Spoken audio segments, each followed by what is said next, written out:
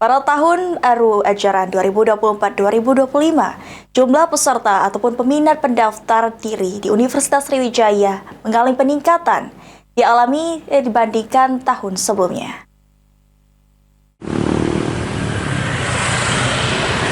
Universitas Sriwijaya dalam proses seleksi calon mahasiswa tahun ajaran 2024-2025, baik itu jalur tes yaitu SNBT maupun mandiri dilakukan dengan ketat dan sesuai dengan aturan dari nasional, serta soal yang digunakan mengacu dengan SOP sistem nasional. Selanjutnya, para calon mahasiswa yang telah ikuti tes dilakukan sistem ranking agar bisa transparan bagi para calon mahasiswa yang masuk atau tidak. Disampaikan oleh Profesor Rujiwo Agus Suwikyo selaku pembantu Rektor 1 Universitas Sriwijaya. Pada pelaksanaan seleksi masuk Unsri tahun ini paling ketat persaingan di kedokteran gigi dan PGSD. Melakukan seleksi secara objektif, mana yang memang lolos itu yang akan kami terima sebagai mahasiswa di Universitas. Seperti sistem perankingan ya, Prof?